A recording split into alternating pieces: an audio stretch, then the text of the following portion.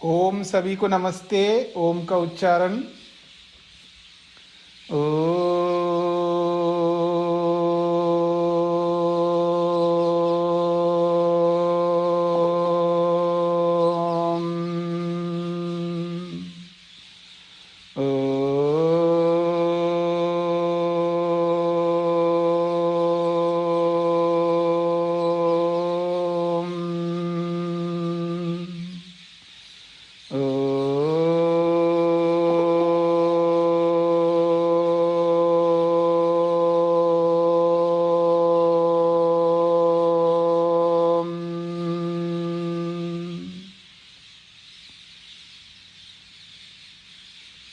वेदांत के द्वितीय अध्याय के प्रथम पाद के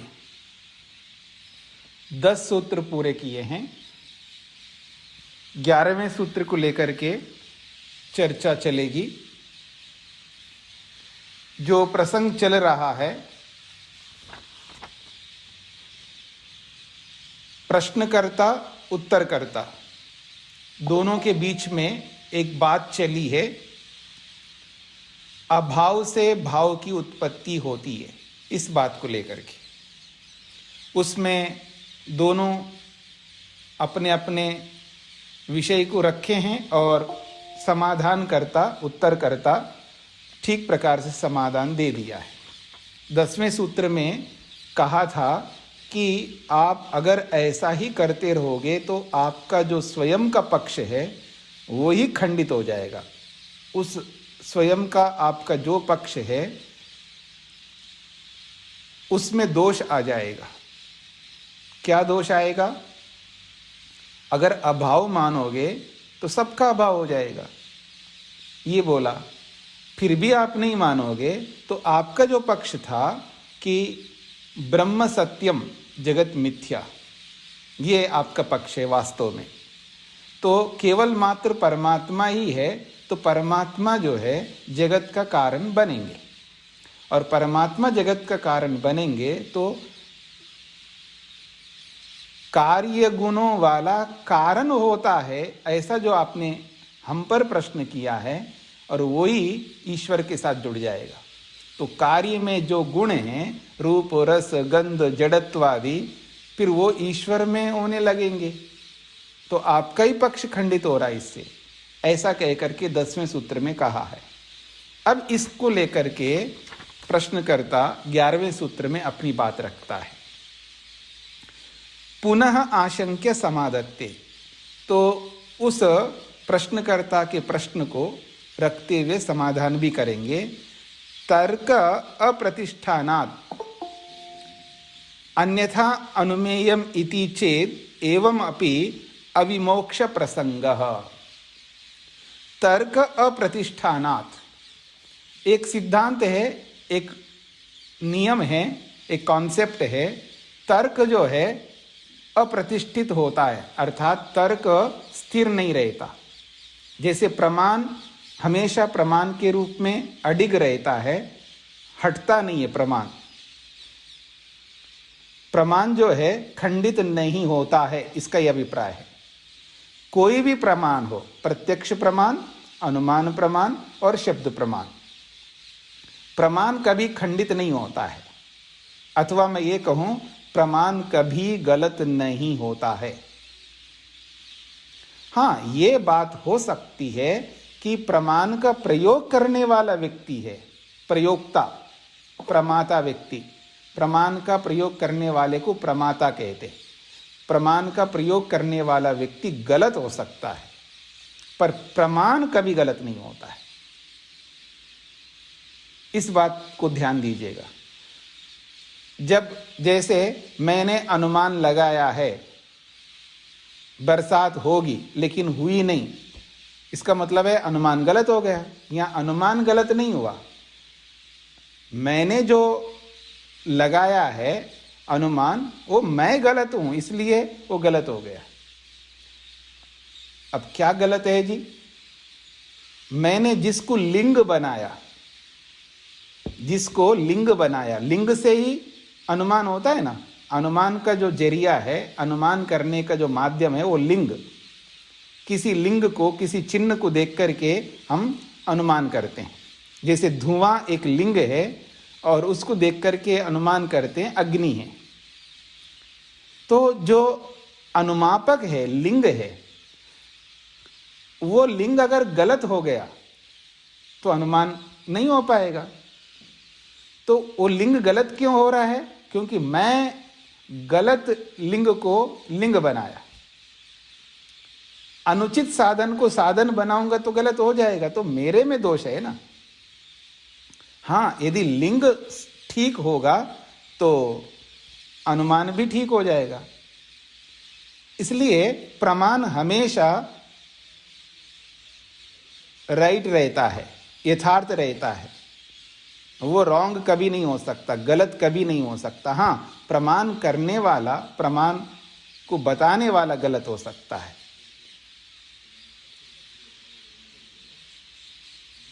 ये बात समझ में आ गई प्रमाणों के विषय में। अब आते तर्क। तर्क एक ऐसा होता है कि तर्क गलत हो सकता है। आपने एक तर्क दिया है, उसको मैं खंडित करके मैं दूसरा तर्क दूंगा, और मेरे तर्क को आप भी खंडित कर सकते हैं, फिर आपके तर्क को मैं खंडित कर सकता हूं। ऐसे तर्क पे तर्क चलते रहते हैं।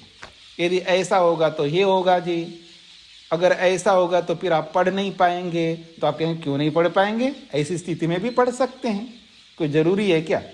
अगर हम परीक्षा नहीं देंगे तो मैं कहता हूँ आप परीक्षा नहीं दोगे तो आप पढ़ नहीं पाओगे, ये मेरा तर्क है। क्योंकि परीक्षा से व्यक्ति पढ़ लेता है।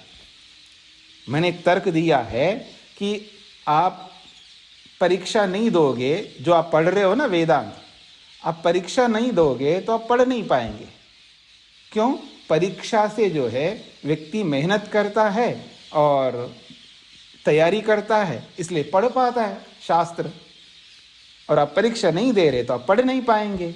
मैंने एक तर्क दिया, तो आप मेरे तर्क का खंडन कर सकते, कोई ज़रूरी नहीं है जी।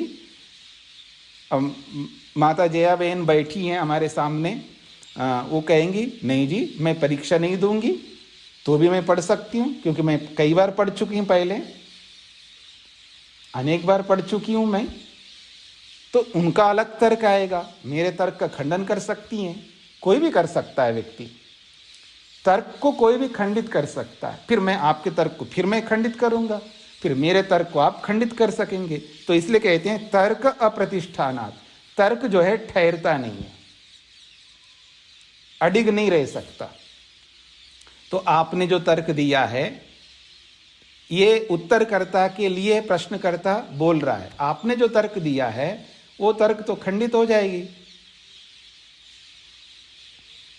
ये जो बोला था ना 10वें सूत्र में, आपका पक्ष ही दोष युक्त हो जाएगा, ऐसे कह करके खंडन कर दिया 10वें सूत्र में।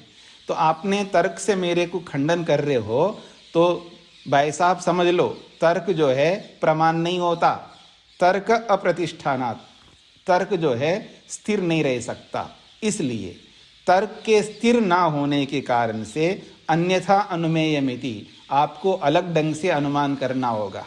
आप केवल तर्क से मेरा खंडन नहीं कर सकते, आपको अन्यथा अनुमेयम, आपको प्रमाण से मेरा खंडन करो, आप प्रमाण दे करके खंडन करो, ऐसा वो प्रश्नकर्ता कहता है।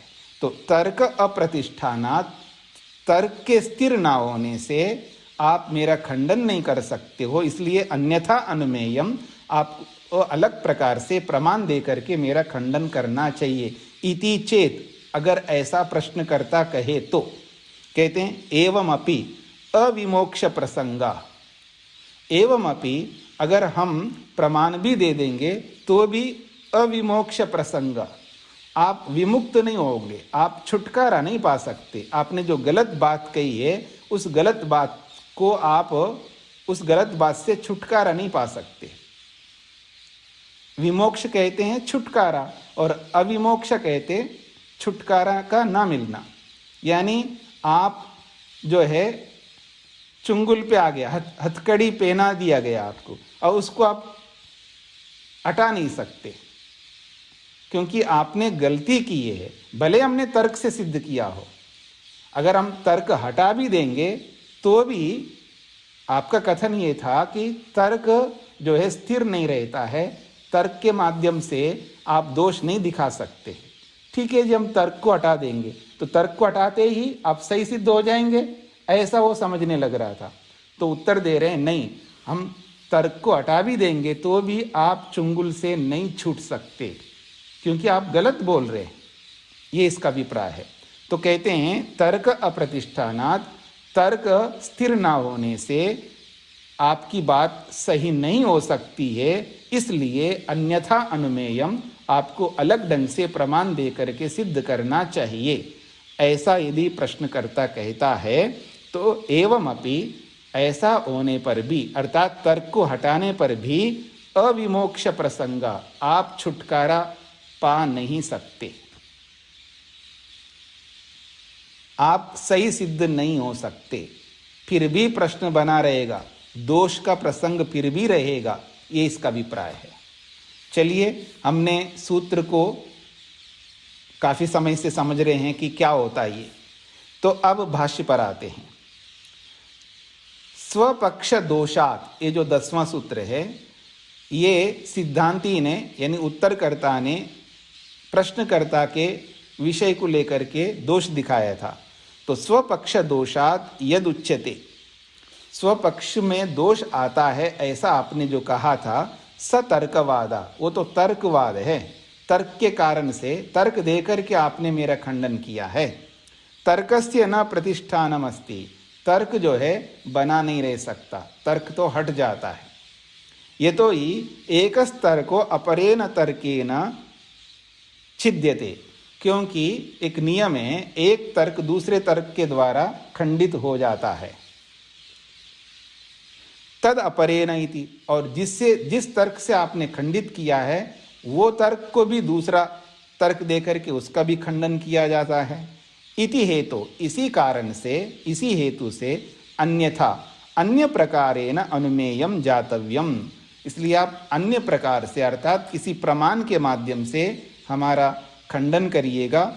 अन्य प्रमाण से ही जानने योग्य बात होती है, न तो पक्ष दोष आक्षेपेन इति, केवल पक्ष में दोष दिखा करके तर्क देने मात्र से आपकी बात सिद्ध नहीं होती है। इति चेत, अगर ऐसा प्रश्नकर्ता कहे तो कहते हैं एवं अपि अविमोक्ष प्रसंग, एवं अपि अनुमाने प्रमाणांतर प्रसंगस्य विमोक्षा भवेत्। एवं अपि, ऐसा मानने पर भी, अनुमाने, अगर अनुमान रूपी प्रमाण देने पर भी, प्रमाणांतर प्रसंगस्य, प्रमाणांतर दूसरे प्रमाण देने का प्रसंग आने पर भी, विमोक्षा न, आप मुक्त नहीं हो पाएंगे, विमोक्षा न भवेत्, आप विमुक्त नहीं हो पाओगे। ये तो ही क्योंकि अनुमानमपि न स्वाश्रयम भवति, अनुमान जो है स्वाश्रय नहीं होता है, अर्थात अनुमान को बताने के लिए वो स्वयं अनुमान नहीं बनता है, वो अनुमान प्रमाण भी किसी को सहारा लेता है। इसलिए कहते हैं अनुमानमपि न स्वाश्रयम, अनुमान प्रमाण भी अपने आप सिद्ध नहीं होता है। तदपि, वो अनुमान भी किंचित दृष्टम लिंगम अपेक्षते, किसी प्रत्यक्ष लिंग की अपेक्षा रखता है। दृष्टम लिंगम कहा है क्योंकि अनुमान में, याद रखना एक सिद्धांत है, अनुमान में दो विषय होते हैं।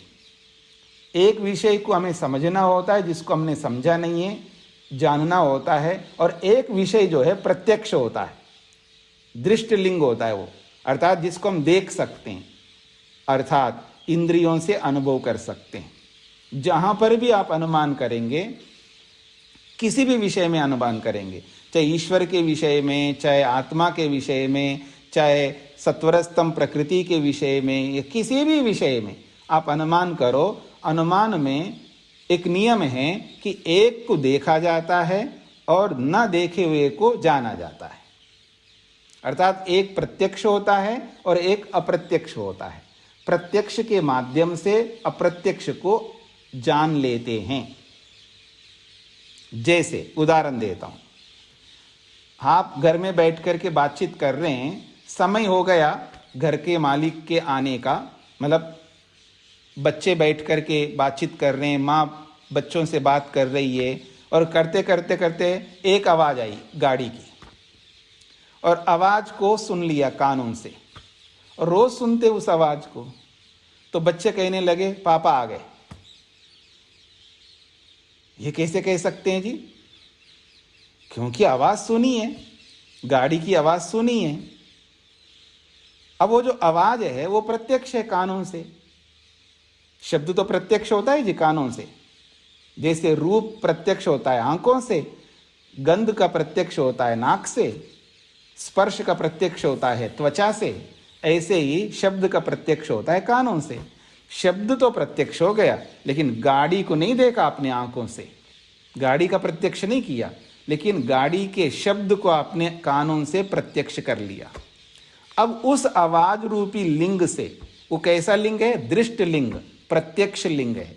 उस प्रत्यक्ष लिंग से अप्रत्यक्ष गाड़ी को समझ लेते ये हमारी गाड़ी है। ऐसे ही किसी भी अनुमान में इसी प्रकार का होता है। गुणों को देख करके गुणी का प्रत्यक्ष होता है, तो गुण प्रत्यक्ष होते हैं, उनको देख लेते हैं, और वो जो गुणी जो दिख नहीं रहा है उसका हम अनुमान कर लेते हैं। धर्मों को प्रत्यक्ष कर लेते हैं और धर्मी का अनुमान कर लेते हैं। अवयवों को देख करके अवयवी का अनुमान कर लेते हैं। कारणों को देख करके कार्य का अनुमान कर लेते हैं, अथवा कारण प्रत्यक्ष होते हैं, कारणों को देख करके कार्य का अनुमान कर लेते हैं, क्योंकि कार्य दिख नहीं रहा है। अभी रोटी तो बनी नहीं है, लेकिन माँ जो है आटा ले रही है, उसमें पानी मिला रही है, उसको गूंद रही है, तो उससे हमें अनुमान होता है रोटी बनने वाली है। रोटी पराठा जो भी खाने के लिए आटे से जो बन सकती है, चाहे वो रोटी बने, पराठा बने, जो भी बने, आप अनुमान कर लेंगे। क्यों? कारणों को देखा आपने, एक प्रत्यक्ष और एक अप्रत्यक्ष। तो यही कहना चाह रहे हैं यहाँ पर कि अनुमान जो है स्वाश्रय नहीं होता है, यानी अनुमान अपने आप नहीं जता सकता है वो। तदपि वो अनुमान भी किंचित दृष्टम लिंगम अपेक्षते, किसी प्रत्यक्ष लिंग की अपेक्षा रखता है अनुमान। यत्किंच दृष्टम लिंगम, और जो कोई भी प्रत्यक्ष लिंग होता है, तेन ही वस्तु अनुमीयते, उसी प्रत्यक्ष लिंग से कोई भी वस्तु का अनुमान होता है।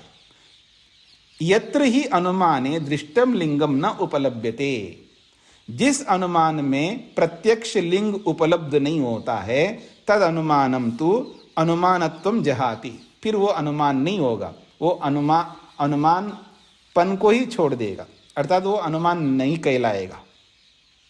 तस्मात् जगतः प्राग तस्य उपादान कारणम प्रकृति ब्रह्माश्रया आसीदिति मंतव्यम। इसलिए कहते हैं कि जगत से पहले उसका जो उपादान कारण रूपी जो प्रकृति है, वो परमात्मा ब्रह्म के आश्रित होकर के रहती है, और वही उपादान कारण जगत का कारण बन पाएगी प्रकृति, ऐसा मान लेना चाहिए। न तो असत कथनेन तस्याः अभाव प्रसंगः, केवल असत कह करके, अभाव कह करके आप प्रकृति का अभाव नहीं अभाव की सिद्धि नहीं कर पाओगे। असत कथनेना, क्योंकि सृष्टि से पहले असत था, ऐसे कथन करके प्रकृति का अभाव ही कह दो, ये प्रसंग नहीं सिद्ध हो सकता। सृष्टि से पहले असत था, अभाव था, और अभाव से भाव उत्पन्न हो गया, इसलिए जो भाव रूपी सृष्टि दिखाई दे रही है, इसका कारण सत्तात्मक कोई प्रकृति नहीं है, ऐसा आप सिद्ध नहीं कर सकते। ये बात कही है। बीजम एकम बीजम, उपनिषत्सु उक्तम परमात्मा सहचारिणी प्रकृति आसीत, परमात्मा के साथ साथ, परमात्मा के साथ रहने वाली प्रकृति जो है, ये पहले से थी, और उसी से जगत रचनायाम कारणम, और प्रकृति आसीत जगत रचनायाम कारणम, और जगत रचना का वो कारण बना हुआ है, यह बनी हुई है प्रकृति। एकम बीजम बहुधा यह करोति, जो परमात्मा एक बीज रूपी प्रकृति को लेकर के बहुधा करोति, अनेक पदार्थों को बनाता है। मायाम तो प्रकृतिम विद्यात मायिनम तो महेश्वरम, प्रकृति को तो माया के रूप में समझ लेना, और उस माया को बदलने वाला मायावी जो है वो महेश्वर परमात्मा को समझ लेना। ये तो शास्त्रों में भरा हुआ है कि परमात्मा अलग है और प्रकृति अलग वस्तु है, वही उपादान कारण है। उसको अभाव कह करके उसका सर्वथा आप अभाव सिद्ध नहीं कर सकते, ये इसका अभिप्राय है। सूत्रार्थ लिखिएगा। तर्क की स्थिरता ना होने से, तर्क की स्थिरता ना होने से, तर्क की स्थिरता ना होने से अलग प्रकार से अनुमान करना चाहिए। तर्क की स्थिरता ना होने से अलग प्रकार से अनुमान करना चाहिए। तर्क की स्थिरता ना होने से अलग प्रकार से अनुमान करना चाहिए। यदि ऐसा कहे तो,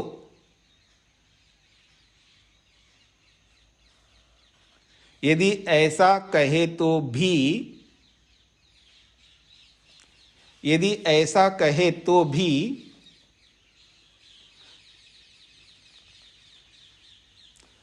यदि ऐसा कहे तो भी प्रश्नकर्ता बिना प्रमाण के,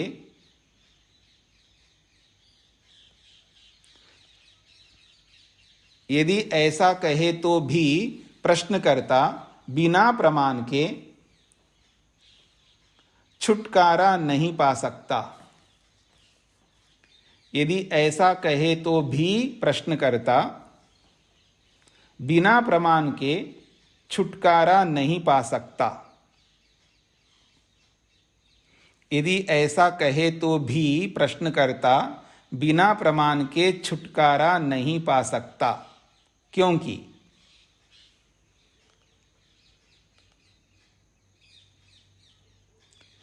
क्योंकि अनुमान भी किसी प्रत्यक्ष लिंग की अपेक्षा करता है।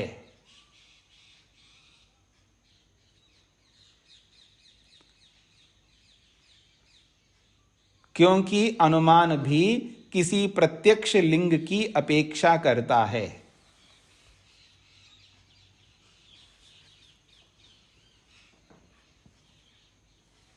क्योंकि अनुमान भी किसी प्रत्यक्ष लिंग की अपेक्षा करता है और वह प्रत्यक्ष लिंग आपके पास नहीं है। आपके पास का मतलब है प्रश्नकर्ता के पास, और वह प्रत्यक्ष लिंग आपके पास नहीं है।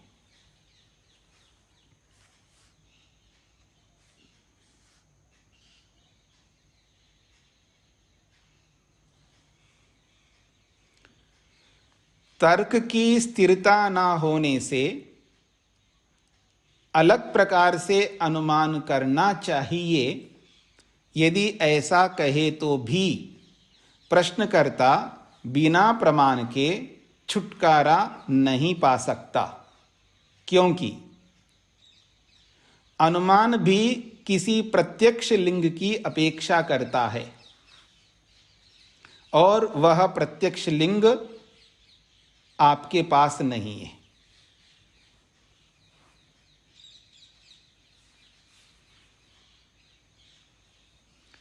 अब आगे बढ़ते हैं। एतेन शिष्टा परिग्रह अपि व्याख्याता। एतेन, ये जो 11वें सूत्र से जो खंडन किया है, इस 11वें सूत्र के खंडन के प्रकार से एतेन का मतलब है। क्या खंडन किया जी? अगर आपसे मैं पूछूं क्या खंडन किया है? अभाव से भाव की उत्पत्ति नहीं होती है, ये प्रसंग चल रहा था और उसी का खंडन किया। तो खंडन क्या किया है? अभाव से भाव की उत्पत्ति नहीं होती है, इसी खंडन प्रकार से। यह है एतेन शब्द का अर्थ। एतेन का एक शब्द है इसी से, ऐसा अर्थ निकलेगा। एतेन का मतलब है इसी से। अब इसी से किससे? जो 11वें सूत्र के माध्यम से ये जो खंडन किया है कि अभाव से भाव की उत्पत्ति नहीं होती है, इसी नियम से शिष्ट अपरिग्रह अपि व्याख्याता।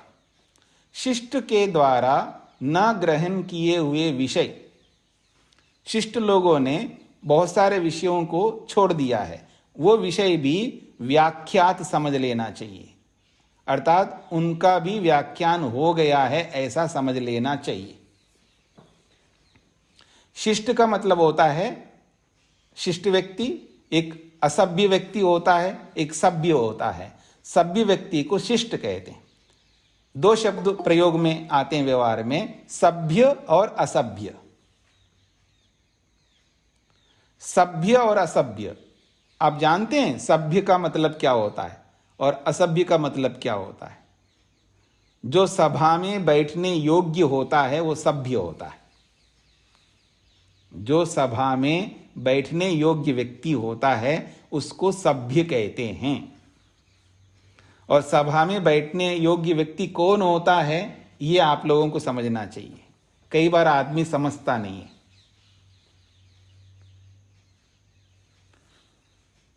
वैसे आप समझते हैं दूसरों के लिए, अपने लिए नहीं। आपका मतलब मैं आपको इंगित करके केवल आप श्री जी ऐसा नहीं कहना चाह रहा हूं। ये तो आपका मतलब एक जनरल बात कह रहा हूं कि व्यक्ति दूसरों को तो कहता है। जैसे कभी आपने लोकसभा को सुना होगा ना, टीवी पे लोकसभा जब लगती है तो आपने सुना होगा, देखा होगा टीवी के माध्यम से, या आप में से कोई वहां जाकर के भी प्रत्यक्ष देखा होगा। तो आपकी क्या टिप्पणी होती उसके? देखो कैसे लोग हैं, इनको बैठना नहीं आ रहा है, इनको क्या, एक व्यक्ति बोल रहा है तो ये चिल्ला रहे हैं, एक व्यक्ति की बात को सुन नहीं रहे हैं। बहुत सारी टिप्पणी आप करते हैं और उनको कहते हैं देखो कैसे लोग हैं, कितना पैसा बर्बाद कर रहे हैं वहां बैठ करके, सभा होने नहीं देते हैं, विषयों को ठीक से करवाने। मेरे को नहीं पता है, शेखर जी से मेरे को पूछना होगा कि वहां के जो लोकसभा लगती हैं वहां भी ऐसे करते हैं क्या जैसे भारत में होते हैं? मतलब एक व्यक्ति बोल रहा हो तो दूसरे लोग बोलने नहीं देते, चिल्लाने लगते हैं, पता नहीं क्या क्या बोलते रहते हैं। यहाँ का मजारा तो मेरे को पता है, मैंने कभी देखा नहीं है टीवी में कि वहाँ की लोकसभा जब लगती है, चाहे अमेरिका का हो, चाहे कनाडा का हो, चाहे वो यूरोप का हो, वो लोग कैसे करते हैं ये सभाएं, लोकसभा। तो ये कभी देखना पड़ेगा। जी प्रणाम प्रणाम सर। जी जी जी होता तो है, बहुत लिमिट में होता है। अपने भारत में तो बहुत ही ज्यादा, जी जी बहुत जी ही ज्यादा होता है। फिर सभी को समझ भी आ जाता है, वो सारे बोल रहे होते हैं और सभी को समझ आ जाता है। ये हमें नहीं समझ जी जी जी। तो कहने का मतलब है कि आदमी जब दूसरे लोग ऐसा करते हैं तो हम लोग उनके लिए बहुत सारी टिप्पणियां करते हैं, अपना स्टेटमेंट देते हैं। लेकिन जब हम स्वयं सभा में बैठते हैं वैसा ही काम हम लोग करने लगते हैं। हम लोग का मतलब है करने वाले, हाँ याद रखना, मैं तो नहीं करता हूं। तो हम लोग भी वैसे ही करते हैं जैसे लोकसभा वाले करते हैं। इसका मतलब है सभा में बैठने योग्य नहीं बने हम, यानी सभा में बैठने का अधिकारी नहीं बने। इसलिए सभ्य व्यक्ति बनना पड़ता है।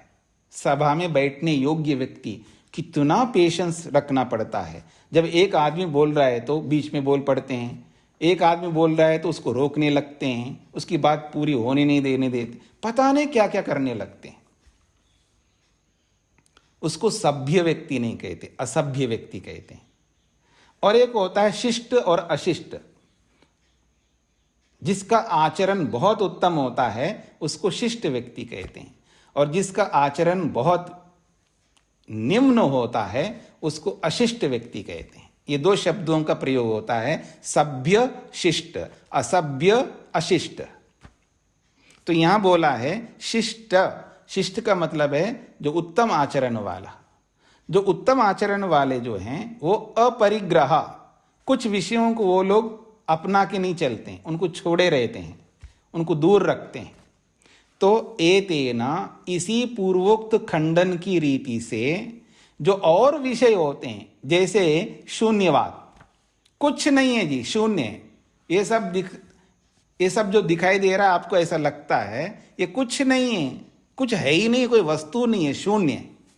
तो वो शून्यवाद एक चलता है। और एक होता है क्षणिकवाद। ऐसे बहुत सारे वाद चलते हैं संसार में। क्षणिकवाद का मतलब है हर वस्तु क्षणिक है। आप जिस क्षण में मेरे को देख रहे हो दूसरे क्षण में मैं नहीं रहूंगा, नया आदमी पैदा हो जाऊंगा। हाँ, ये बहुत बड़ा सिद्धांत है, दुनिया में चलता है कि हर कोई वस्तु क्षणिक है, एक क्षण के बाद वो नहीं रहता है, दूसरे क्षण में दूसरी वस्तु होती है। तो ऐसा वो मानते हैं। और कैसे होते हैं? वो पहले वाली वस्तु दूसरी वाली वस्तु को पैदा करके समाप्त हो जाती है। ऐसी अजीब अजीब बातें उनके। तो कोई क्षणिकवाद होता है, कोई शून्यवाद होता है, जैसे कोई असतवाद होता है, ऐसे बहुत सारे वाद होते हैं। तो कहना चाह रहे हैं इस सूत्र के माध्यम से, ये जो अभाव से भाव की उत्पत्ति होती है, पहले असत था उसके बाद सद उत्पन्न हो गया, ऐसा जो बोला था, जैसा उसका खंडन किया है उसी खंडन की रीति से शिष्टों के द्वारा, विशेष आचरण करने वाले व्यक्तियों के द्वारा अपरिग्रह, जिन विषयों को छोड़ा गया है, जिन वादों को त्याग कर दिया गया है, उनको भी उसी तरह व्याख्या समझ लेनी चाहिए। अर्थात वो भी होते नहीं है, न शून्यवाद होता है न क्षणिकवाद होता है, उनका भी खंडन इसी प्रकार के खंडन के अनुसार समझ लेना चाहिए। तो एतेना पूर्वोक्त खंडन की रीति से शिष्ट अपरिग्रह, शिष्टों के द्वारा ग्रहण न किए गए विषयों का भी व्याख्या हो गई है, उनका भी खंडन हो गया है, ऐसा समझ लेना चाहिए। अब आते भाष्य पर, इसको थोड़ा समझने का प्रयत्न करिएगा। एतेन व्याख्यान प्रकारेण, इस पूर्वोक्त व्याख्यान के प्रकार से, शिष्ट ये न परिगृह्यन्ते, शिष्ट लोगों के द्वारा जो ग्रहण नहीं किए जाते हैं विषय, ते अपि, ऐसे विषयों को भी, खलु असद्वादेन सदृशा, जैसे इस असतवाद को, अभाव रूपी सिद्धांत को जैसे खंडन किया है, उसी के सदृश, उसी के समान उनका भी खंडन समझ लेना चाहिए। तो वो कौन से विषय है? शून्यवादादया, जैसे शून्यवाद है, क्षणिकवाद है, ऐसे बहुत सारे वाद है, उनका भी निराकरणत्वेन व्याख्याता निराकृता वेदितव्या इत्यर्था, उनका भी इसी खंडन के अनुसार उनका भी निराकरण हो गया है, उनकी भी व्याख्या हो गई है, ऐसा हमें समझ लेना चाहिए। एक एक की व्याख्या करने की जरूरत नहीं है। ये पूरा हो गया सूत्र का अर्थ। अब एक प्रश्न किया जा रहा है कि निराकरणत्वेन व्याख्याता निराकृता विदितव्य इत्यर्थ, उसके आगे एक बात कही जा रही है। अब शिष्ट लोगों ने जिनको ग्रहण नहीं किया है, यानी शिष्ट लोग जिन सिद्धांतों को नहीं मानते हैं, शिष्ट लोगों ने जो ग्रहण नहीं किया का मतलब है, शिष्ट लोग उत्तम लोग जिन सिद्धांतों को नहीं माना है, उनका भी खंडन मान लेना। तो वो कौन से लोग होते हैं? वो शिष्ट, क्या मतलब होता है? शिष्ट का मतलब क्या होता है? शिष्ट किस व्यक्ति को कहते हैं? उत्तम आचरण वाला व्यक्ति कौन होता है? इसको कैसे परिभाषित करोगे आप कि ये उत्तम व्यक्ति है, शिष्ट व्यक्ति है, ये सभ्य व्यक्ति है? आप सभ्य कहो, शिष्ट कहो, एक ही बात है। बहुत बड़ी बात कही जा रही है, इसको समझने का प्रयत्न करिएगा। और हमें भी वैसा ही बनना है। हमें मतलब मेरे सहित हम सबको शिष्ट व्यक्ति बनना है, सभ्य व्यक्ति बनना है। तो कहते हैं के शिष्टा, शिष्ट कौन व्यक्ति होते हैं? तो कहते हैं व्याकरण महाभाष्यकारेण पतंजलिना उक्तम। व्याकरण शास्त्र है बहुत बड़ा, महर्षि पाणिनि का व्याकरण शास्त्र, उसकी व्याख्या, उसका एक्सप्लेनेशन बहुत व्यापक रूप से किए महर्षि पतंजलि ने। उसको कहते हैं महाभाष्य। यानी व्याकरण की व्याख्या जो है अलग अलग लोगों ने की है, लेकिन जो उत्कृष्ट भाष्य जो किया है उसके स्तर होते हैं, पहली व्याख्या, दूसरी व्याख्या, तीसरी व्याख्या, ऐसे जो अंतिम व्याख्या की है वो महर्षि पतंजलि ने की है। और वो बहुत महान विशिष्ट माना जाता है महाभाष्य को। तो व्याकरण का जो महाभाष्य रूपी व्याख्या है, उस व्याख्या के द्वारा पतंजलि ऋषि ने एक बात कही है। उस व्याख्या के दौरान शिष्ट व्यक्ति कौन होते हैं, क्या बताया उन्होंने? एतस्मिन् आर्यावर्ते निवासे ये ब्राह्मणाः कुंभी धान्याः अलोलुपाः अग्रीयमाण कारणाः किंचिद अंतरेण कस्याश्चित् विद्यायाः पारंगताः तत्र भवन्तः शिष्टाः। उन्होंने शिष्ट व्यक्तियों की परिभाषा की है और बहुत अच्छी बात कही है। कहते हैं एतस्मिन् आर्यावर्ते निवासे, इस आर्यावर्त निवास में, अर्थात जिसको आर्यावर्त कहते हैं, मतलब हिमालय से लेकर के आप कन्याकुमारी तक जहाँ का भी बोलो, पहले तो ये काबुल आदि सब आर्यावर्त में ही थे, और ये श्रीलंका आदि सब आर्यावर्त में, भूटान आदि सब आर्यावर्त में ही थे। अब अलग हो गए वो अलग बात है। तो आर्यावर्त एक बहुत बड़ा भूभाग है। तो कहते हैं इस आर्यावर्त रूपी भूभाग में ये ब्राह्मणा, पहली बात कहिए, ये ब्राह्मणा जिनके अंदर ब्राह्मणत्व है, जाति की बात नहीं हो रही है, जिनके अंदर ब्राह्मणत्व है। तो यह ब्राह्मण शब्द से केवल ब्राह्मण नहीं लिया जा रहा है, ब्राह्मण शब्द कॉमन है। ब्राह्मण शब्द का अर्थ है द्विज, हाँ याद रखना, ब्राह्मण का अर्थ है यहाँ पर द्विज। ब्राह्मण शब्द अनेक अर्थों के लिए आता है।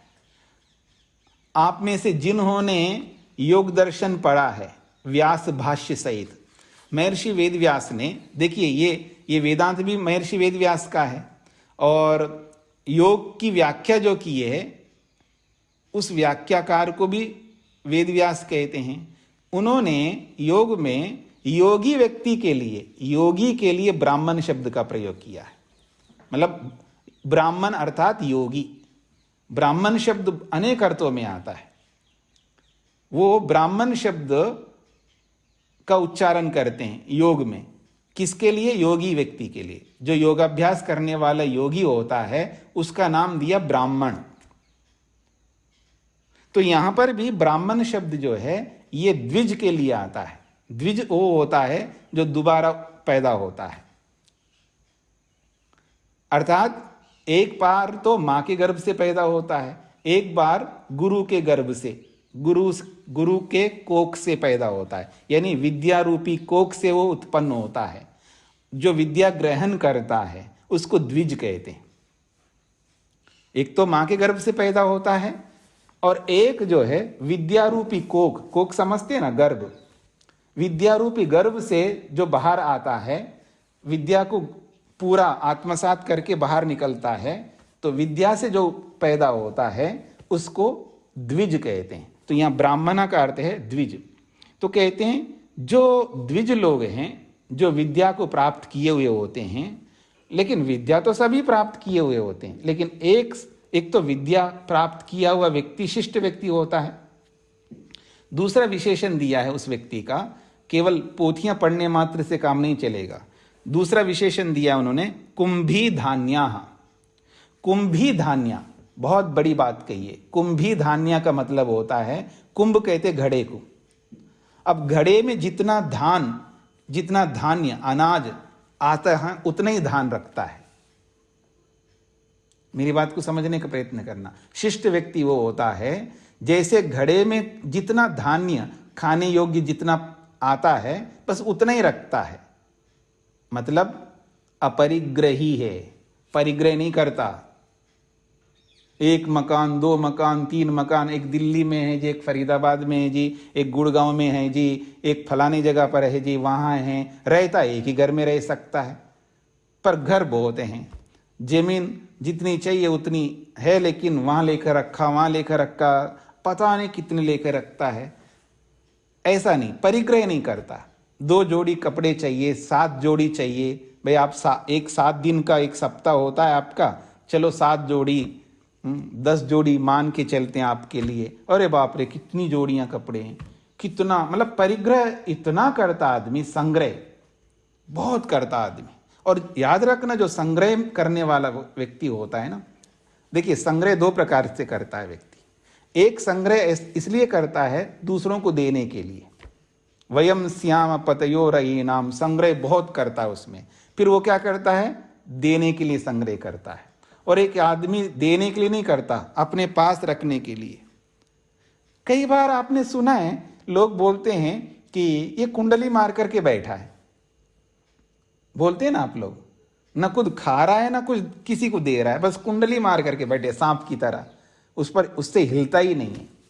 तो ये जो परिग्रह है ना, ऐसा परिग्रह जो भी करता है ना, वो भगवान को कभी प्राप्त नहीं कर सकता। याद रखना, भगवान को वही व्यक्ति प्राप्त कर सकता है जो अपरिग्रही बनता है, और वो शिष्ट व्यक्ति होता है। कहा कुंभी धान्य, अर्थात जो अपरिग्रही व्यक्ति होते हैं। तीसरी बात, एक बहुत विशेष बात कही, अलोलुपा। लोलुप कहते हैं लोभी व्यक्ति को। लोभ जो है ये मोह का, मूर्खता का प्रतीक है। जो काम, क्रोध, लोभ, मोह, ईर्ष्या, अहंकार नहीं करता, वो व्यक्ति शिष्ट व्यक्ति होता है, अलोलुप होता है। यानी मोह रहित, लोभ रहित, काम रहित, द्वेष रहित व्यक्ति, वो अलोलुप व्यक्ति होता है। और एक और विशेष बात कहिए कि अग्रीयमान कारणा। एक होता है गृह्यमान कारण, यानी कारण, किसी कारण से काम करता है, मतलब उसके काम करने के पीछे कोई ना कोई कारण होता है। जैसे आप लोग बोलते हैं ना, अच्छा इसने इतना दान दिया ना, जरूर कोई कारण होगा, ये बिना कारण के नहीं दिया होगा। मतलब उसमें छेद देखता आदमी। भले आदमी उसने जो भी दिया तो है, अरे तुम तो देते ही नहीं है। ना देने वाला क्या क्या कहता है, हाँ अगर इसने इतना दान दिया क्या, अच्छा कोई इसके पीछे कारण जरूर होगा। अरे भाई क्या कारण होगा? हाँ नहीं, नाम के लिए दे रहा है, तो इसमें कौन सी बुराई है जी? नाम के लिए दें तो मतलब देने वाले का नाम नहीं होना चाहिए क्या? होने में क्या दिक्कत है? नहीं, इसके पीछे कोई कारण जरूर होगा, नहीं तो इतना कौन दे सकता है। अरे भाई बिना कारण के कौन देगा? कोई तो कारण होगा, अलग बात है। यहां कहा जा रहा है अग्रीयमान कारण, कोई कारण को सामने रख करके मेरी भलाई होगी, मेरा नाम होगा, मेरी लोग वाह वाह करेंगे, मेरे को मालाएं डालेंगे। हाँ, ये जो लोकेशना होती है ना, लोकेशना हो, वित्तेशना हो, पुत्रेशना हो, ऐसी कामनाओं को ध्यान में रख करके वो कोई काम नहीं करता शिष्ट व्यक्ति। अग्रीयमान कारण, उसके काम मतलब अगर वो पढ़ाता है तो इसलिए नहीं पढ़ा रहा है कि लोग मेरे इतने शिष्य हो गए, या मैं इतने लोगों को पढ़ाया हूं, या ऐसा होगा। जो भी पढ़ाने वाला उसको ध्यान में रख करके नहीं पढ़ाता है, मतलब उसके पीछे कोई कारण नहीं है। और वो सारे के सारे कारण जो होते हैं लौकिक कारण, किसी भी लौकिक कारण को ध्यान में रख, न धन को, न प्रतिष्ठा को, न पता नहीं, बहुत सारे कारण हो सकते हैं, आप समझ सकते हैं। अग्रीयमान कारण, वो किसी भी ऐसे कारण को सामने रख करके वो कोई अच्छा काम नहीं करता। निष्कारण, यानी बस ये उत्तम कर्म कर देता है, आपको आवश्यकता है कर देता है, वो नहीं देखता है कि कल आप मेरे लिए कुछ करोगे ना करोगे। तो अग्रीयमान कारण, बिना कारण के वो उत्तम कर्म कर देता है। अब आपके मन में आ सकता, क्योंकि बिना कारण के कौन कर सकता है जी? मुक्ति वाला कारण तो रहेगा, उसको तो नहीं छोड़ना है, वो तो सभी के साथ रहेगा। मुक्ति वाले कारण को तो हर व्यक्ति रखेगा ही, योगी भी रखेगा, शिष्ट व्यक्ति भी रखेगा। मुक्ति वाला कारण एक अलग बात है। मुक्ति को छोड़ करके जो लौकिक कारण रखते हैं ना हम लोग, हाँ हाँ जी शगुन दे दिया, हाँ दे दिया, कितना, अरे बहुत कम दिया, नहीं इससे ये तो मैंने ज्यादा दिया, वो कभी भी इतना देता ही नहीं है मेरे को। हाँ उसने जो दिया है ना मेरे को, 10 बार शगुन दिया था उसने, लेकिन उसने जो भी दिया है ना वो कभी भी इतना नहीं दिया जितना मैंने इस बार दिया। उसके पीछे कारण है। जैसे ये लौकिक कारण रखते हैं ना हम लोग, अच्छा उसने तो एक बार भी नहीं बुलाया हमारे को खाने को, मैंने तो कई बार बुलाया उसको, एक बार भी तो नहीं बुलाया उसने खाने को, मतलब वो अपेक्षा रखता है मेरे को भी बुलाया जाए। ऐसे पता नहीं दुनिया भर के कारणों को सामने रखकर हम काम करते हैं, लेकिन शिष्ट व्यक्ति ऐसा नहीं देखता है। आप बुलाओ ना बुलाओ, मेरा धर्म है आपको बुलाना, मैं बुलाऊंगा, बस मैं मन में भी नहीं लाऊंगा कि आप मेरे को बुलाए। यह है अग्रीयमान कारण। ऐसे आप सबके साथ लगा सकते हैं, वो व्यक्ति शिष्ट व्यक्ति होता है। और एक बात कहिए, किंचित अंतरेण कस्याश्चित विद्याया। किंचित अंतरेण का मतलब है कोई भी बस छोटा सा एक संकेत पा लेता है व्यक्ति, बस जिसको आप कहते हैं ना, बस एक बार आप मेरे को पुश करो, एक बार धक्का दे दो, मैं चल पड़ूंगा।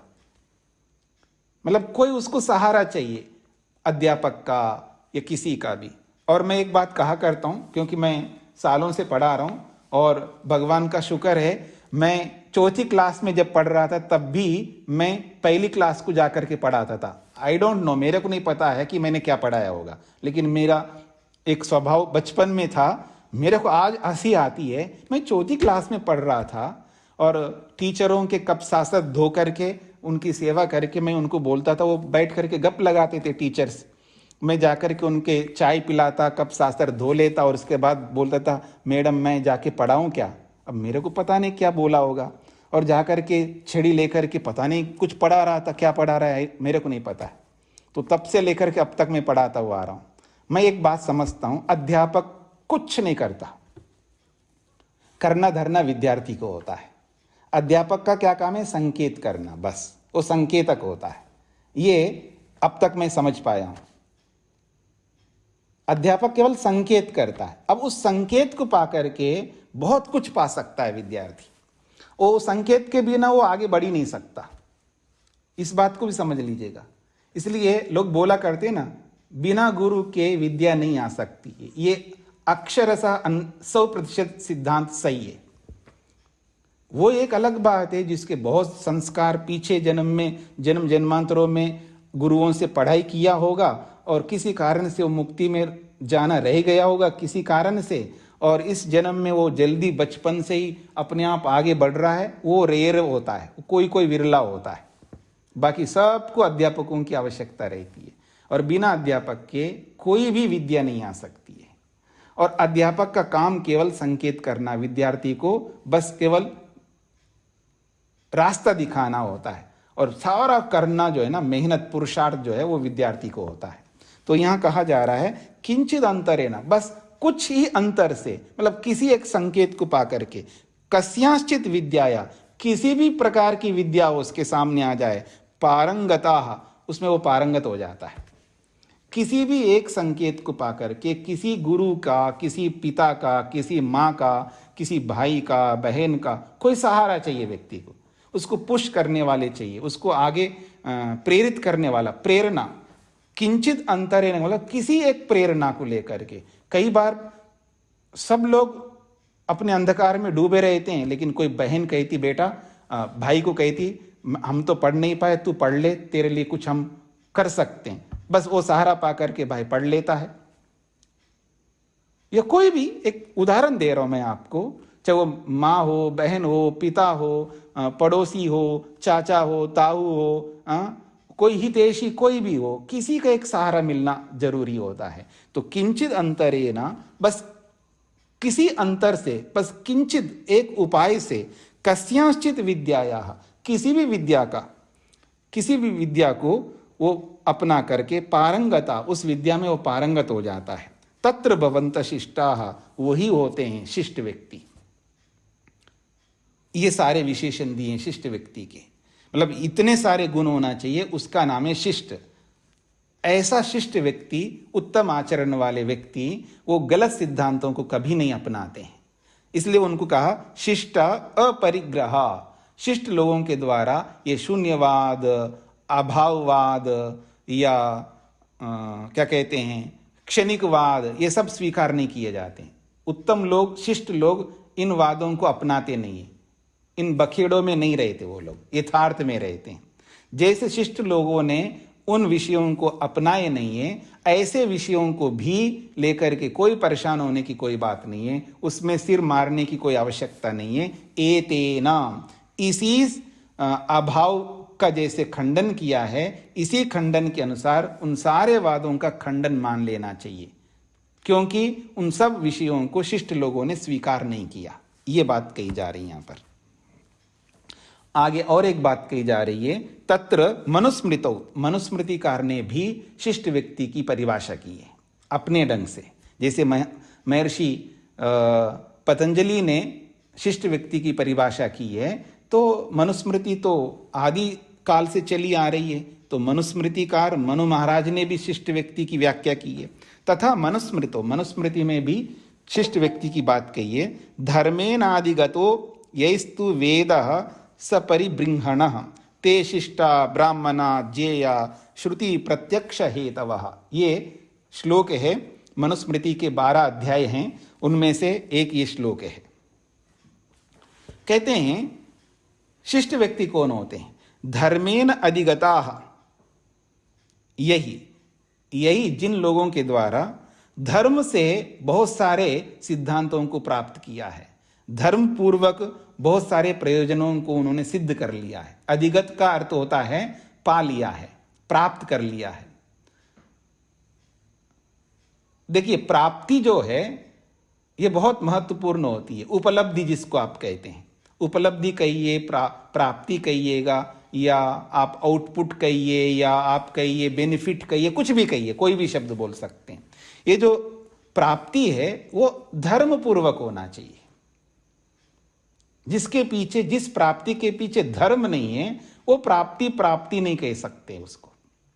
इसलिए मैं एक बात कहा करता हूं कि इसके पास बहुत पैसा है, इसके पास बहुत जमीन है, इसके पास बहुत कुछ है, कोई भी ऐश्वर्यों का होना बड़ी बात नहीं है।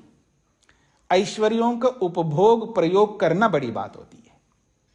मतलब हमारे पास क्या है कोई मायने नहीं रखता कि मैं कितना ज्ञान रखता हूं, कितना पैसा रखता हूं, कितनी बुद्धि रखता हूं, जो भी है, जो भी योग्यता आप कह सकते, कोई भी स्किल आप कह सकते, कोई बहुत बड़ी बात नहीं है। एक से बढ़कर एक दुनिया में लोग हैं। बड़ी बात वो होती है उसका प्रयोग कितना करता हूं मैं, चाहे वो कोई भी योग्यता हो, चाहे पैसे की योग्यता हो या ज्ञान की योग्यता हो, उसका यूज प्रयोग कितना करता हूं, ये बहुत बड़ी बात होती है। इसलिए कहा धर्मेन अधिगतः, जो धर्म के माध्यम से जिन्होंने प्राप्ति कर लिया है, यही जिन लोगों के द्वारा। और ऐसे ही प्राप्ति नहीं होती है, कहा वेदः स परिबृंहना। परिबृंहन कहते हैं बहुत अधिक शास्त्र, जो सब प्रकार के शास्त्रों से युक्त वेद को जिन्होंने पढ़ लिया है, सपरिबृंहना, इसको कहते सांगोपांग सहित जो वेद पढ़ता है। तो सांगोपांग सहित को सपरिबृंहना शब्द से बोला है, यानी अंग उपांग सहित चारों वेदों को जिन्होंने प्राप्त कर लिया है, वो भी धर्म से। ते शिष्टाः, वही लोग शिष्ट होते हैं, क्योंकि वो ब्राह्मणा, वो दोबारा उत्पन्न होने वाले द्विज लोग होते हैं। ऐसा उनको ज्ञेया समझना चाहिए, और वो ऐसे वैसे नहीं होते हैं। श्रुति प्रत्यक्ष हेतवः, श्रुति प्रत्यक्ष हेतवः, प्रत्यक्षादि प्रमाणों के माध्यम से जिन्होंने श्रुति को अच्छी तरह जाना है, जान लिया है। श्रुति और प्रमाण, जिनके जीवन में श्रुति और प्रमाण, वेद और प्रत्यक्षादि 8 प्रमाण कारण हैं उनके जीने के पीछे, उनके उद्देश्य के पीछे, उनके चाल चलन के पीछे, वो या तो प्रमाण रहते हैं या वेद रहते हैं। वेद को सामने रख करके, वेद ही उनके लिए हेतु है, प्रमाण है, रास्ता दिखाने वाला है। अगर प्रमाण कहता है तो मैं चलूंगा जी, अगर प्रमाण मना करता है तो मैं नहीं चल सकता। प्रमाण कहता है जी खाओ तो खाऊंगा, नहीं तो नहीं खाऊंगा। प्रमाण कहता है तो सो लो तो सो लूंगा। प्रमाण कहता है नहीं सोना तो नहीं सोना है। हर विषय के साथ आप जोड़ सकते। श्रुति का मतलब वेद होता है। अगर श्रुति वेद ने कहा है तो फिर मैं मान लूंगा। इसलिए महर्षि पतंजलि ने महाभाष्य के अंदर एक ये भी बात लिखते हैं, शब्द प्रमाण का वयम यश शब्द आह तदस्माकम प्रमाणम। वेद को मानने वाले हैं हम लोग, महर्षि पतंजलि कहते हैं। वो कहते हैं वेद को मानने वाला हूं मैं, जो वेद कहता है वही मेरे लिए प्रमाण है। इस बात को उन्होंने अपने शब्दों में कहा, शब्द प्रमाण का वयम।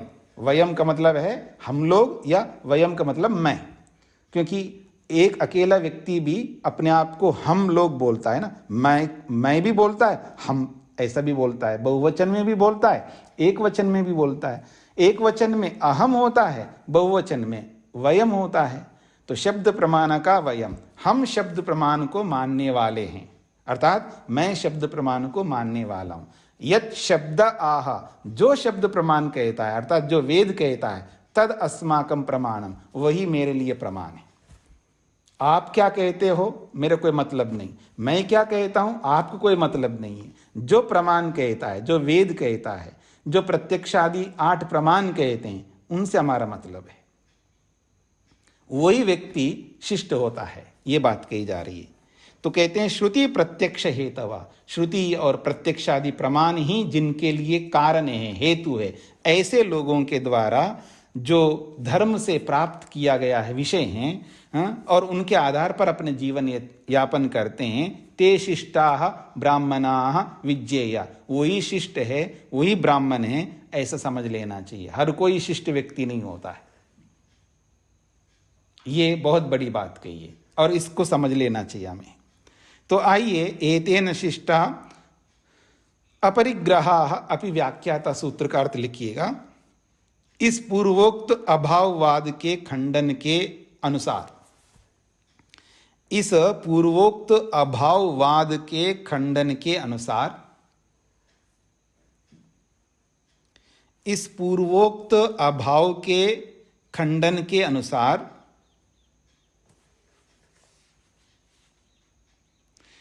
इस पूर्वोक्त अभाव के खंडन के अनुसार उन सभी को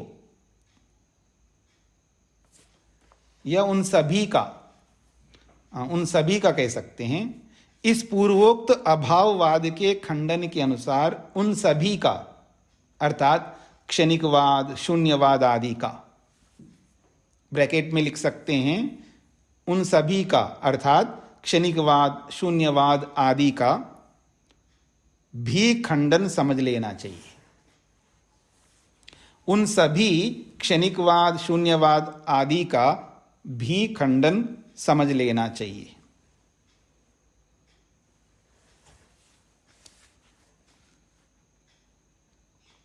जिनको शिष्ट विद्वानों ने स्वीकार नहीं किया है, जिनको शिष्ट विद्वानों ने स्वीकार नहीं किया है।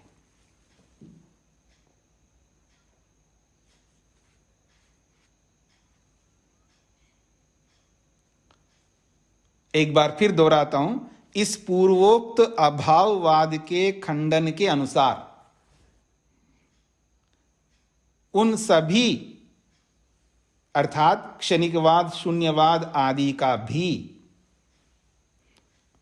उन सभी का भी अर्थात क्षणिकवाद, शून्यवाद आदि का भी खंडन समझ लेना चाहिए, जिनको शिष्ट विद्वानों ने स्वीकार नहीं किया है। अब इसको पहले भी आप जोड़ सकते हो, इस पूर्वोक्त अभाववाद के खंडन के अनुसार। अब मैं इसको केवल आपको समझने के लिए बोल रहा हूं, आपने जो लिखा है वो ठीक है, कोई बात नहीं। जिस पूर्वोक्त अभाव के खंडन के अनुसार जिनको शिष्ट विद्वानों ने नहीं स्वीकार किया है, उन सभी क्षणिकवाद, शून्यवाद आदि का भी खंडन समझ लेना चाहिए। तो इसको अंत में भी लिख सकते हो और बीच में भी रख सकते हो, कोई आपत्ति नहीं है। तो आपने जैसा लिखा वो वैसा भी रखिएगा। इस पूर्वोक्त अभाववाद के खंडन के अनुसार उन सभी, अर्थात क्षणिकवाद, शून्यवाद आदि का भी खंडन समझ लेना चाहिए, जिनको शिष्ट विद्वानों ने स्वीकार नहीं किया है। इस प्रकार सूत्रार्थ पूरा हो गया। तो मुख्य बात यह है, हमें शिष्ट बनना है, शिष्ट बनने के लिए मेहनत उद्यम करना है, उसके बिना परमात्मा नहीं मिलेगा। और जिस दिन हम शिष्ट बन जाएंगे, चाहे एक जन्म में बने चाहे अनेक जन्मों में बने, क्योंकि इतना आसान नहीं होता है कुंभी धान्य बनना, यानी अपरिग्रह करना इतना आसान नहीं है। हाँ, आज सब त्याग करना है, अवसर आने पर सब छोड़ देना है और अपरिग्रही बन करके रहना है, परिग्रह को छोड़ देना। क्योंकि जो परिग्रह करता उसके साथ इतना अटैच्ड होकर के रहता आदमी, ऐसा लगता है कि जैसे बंदरी होती है ना, मरे हुए बच्चे को सीने के साथ लगा करके रहती है, और वो दुर्गंध आ रहा है, मतलब दुर्गंध बहुत आ रही है, वो मांस के टुकड़े निकलते जा रहे हैं, उड़ते जा रहे हैं, हड्डियां निकल के आए, बस एक कंकाल बच गया, सब उड़ गया, तो भी उसको सीने के साथ चिपका करके रखती है बंदरी। बहुत मोह होता है उसका। ऐसा ही आदमी के अंदर इतना अटैचमेंट हो गया है, पता नहीं किस किस का। ये अलग बात है, आपको अलग प्रकार की चीज़ों की के साथ अटैचमेंट होगा, और आज के जो साधु संत होते हैं वो मठों के साथ में या कुर्सियों के साथ में उनका अटैचमेंट हो सकता है। अंतर कुछ नहीं है, केवल प्रकारांतर है। हाँ, मतलब केवल क्योंकि आप जिन जिन चीज़ों के साथ रहे थे उनके साथ आपका अटैचमेंट होता है। एक साधु का अटैचमेंट उसके साथ होगा वो जिसके साथ रहता है। कोई पुस्तकों के साथ अटैच्ड रहेगा, कोई कुर्सी के साथ अटैच्ड रहेगा, कोई मठ के साथ। बस केवल अंतर इतना ही है। पर चाहे वो कोई भी हो, चाहे साधु हो, चाहे वो सांसारिक व्यक्ति हो, जो भी अटैचमेंट के साथ जिएगा वो अपरिग्रही कभी नहीं बन सकता, क्योंकि त्याग से ही अपरिग्रही बनता है। और बिना अपरिग्रही बने शिष्ट नहीं हो सकता, और बिना शिष्ट हुए परमात्मा नहीं मिल सकता। अब ये हमें तय करना है, इस बात को हमें समझना है। तभी हम लोग कुंभी धान्या, बस जितनी जरूरत है उतना ही रखता हूं, उसके बाद बांट दिया। सर्ववेदसम नामक याग करना है व्यक्ति को। जब अवसर आएगा तभी हम आगे बढ़ सकते हैं। सुनने में बड़ा अच्छा लगता है, बस प्रतीक्षा करिएगा। जब मेरे को पता लग गया कि आपके सारे कर्तव्य पूरे हो गए तो मैं आपके पीछे हाथ धो करके लग जाऊंगा। ठीक है जी, जो कोई भी हो आप, ठीक है जी। मतलब जिसके सारे कर्तव्य पूरे हो गए हैं उनको तो छोड़ना नहीं है। ऐसा चलें तो ठीक है। अब जितने लोगों के पीछे मैं पढ़ूंगा उसमें से 2-3-4% भी मैं कामयाब हो जाऊंगा ना, तो बहुत बड़ी बात हो जाएगी।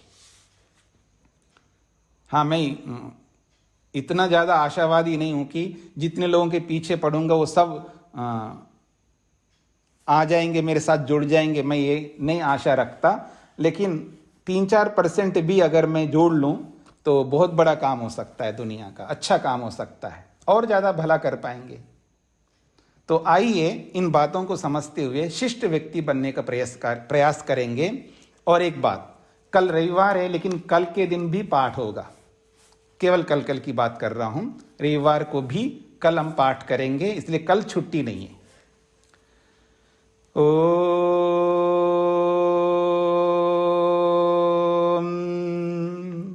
शांति शांति शांति।